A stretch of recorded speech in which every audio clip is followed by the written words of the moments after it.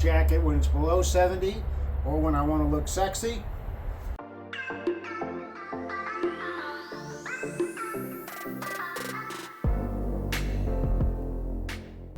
Hey guys, it's Matt, and 4 wheels might move the body, but 2 wheels move the soul.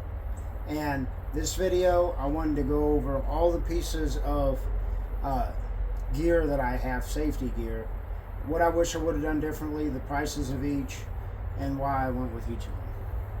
So number one, first thing you need, obviously, is a nice helmet. Now, I already had a DOT helmet, open face with just the lens, for when I was riding in the Cobra, when I had a Cobra, just to keep the bugs out of my face. But I ended up going with a brand new one, obviously. This is the one thing I would recommend not getting secondhand. 2 reasons. It's nasty, and you really want one that's gonna fit you well. Everything else here, it doesn't have to fit you absolutely perfect, but the helmet, you want just what you need, and you want it to fit you well. Full face with a lens, minimum. Most helmets have DOT certification. It's a bare minimum.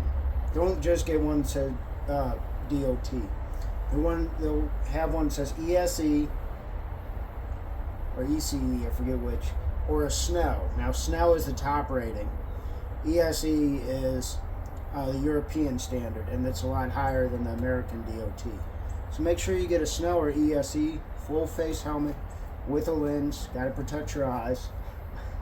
And I paid $200 for this one. About $200 is about the minimum you want to spend, and about the maximum, really. You can get a nice one, real nice one, and the only difference is they have different vents. They might have graphics, they might have Bluetooth, but just to get started, just get a Snell helmet. This is HJC. It seems like the most affordable one that is Snell rated, and this will also be legal on the racetrack. You need a Snell helmet, and Snell rates their helmets every 5 years, so you need to upgrade it. The next time is going to be 20. This was in 2020 approved, so in 2025 you'll need to upgrade. Number 2 thing is that I knew I needed was a jacket. Now, what I ended up doing, I like this motocross armor because it's mesh, but it doesn't have any abrasion resistance, but it will give me impact protection, and there's a little bit of padding underneath here. It'll give you impact protection, but it won't do anything for abrasion resistance, but I liked it because it was mesh. And I figured I'll get a medium one of these so the armor sticks tight on me, and wear it over top an extra large Alpinestars Air jacket. This is perforated, it's textile, so it's not going to be as good as leather, but between these two, you get a decent amount of airflow for the amount of protection that you're getting.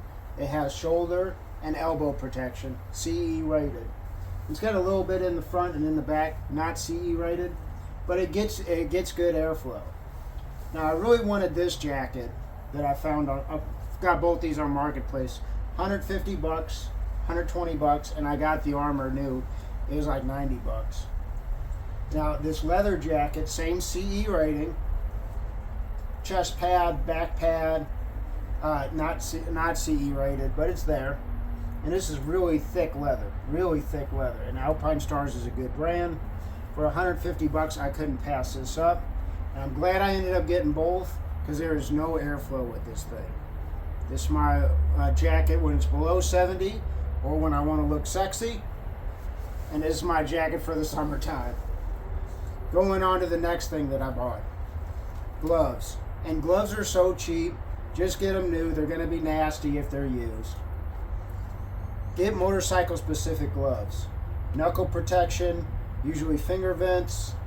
2 different ways to tighten it around your wrist so it don't come off. Leather has good abrasion resistance, better than textile, but it won't flow air. So this one has a lot of vents and some perforation, so it's not bad in the summertime. Pre-curled for your handlebars. Palm slider, so it's low friction for when you're sliding on your palms. It's not going to rip up. It's also got this thing here for where your calluses end up being. A little extra padding there.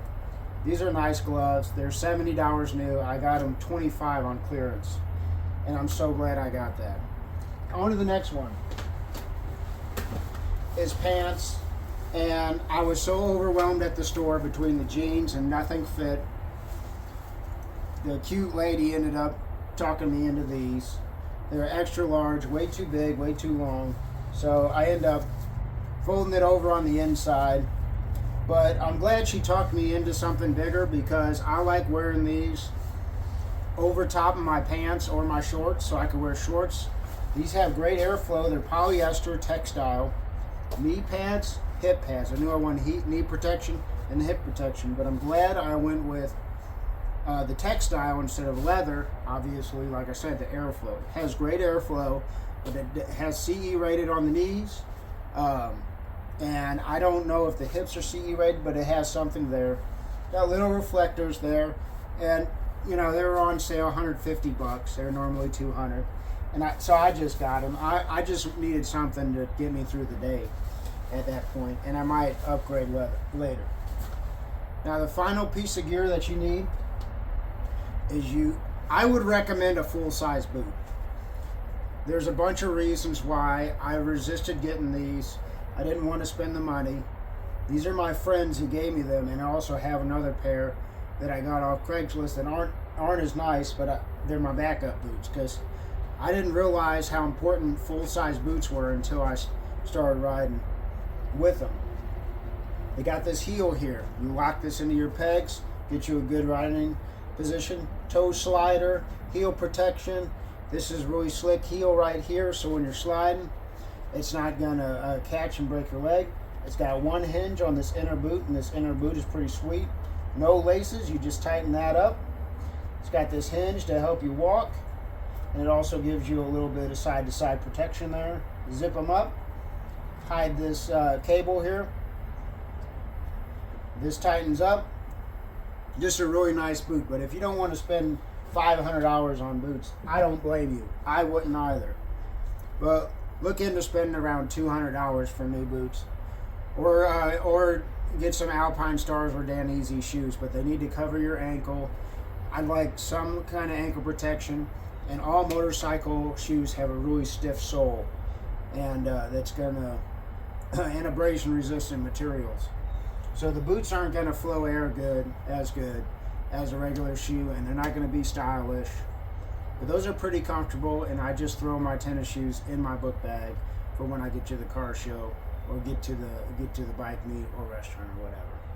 And it doesn't end up being a problem. And that's all the gear that I got for a beginner.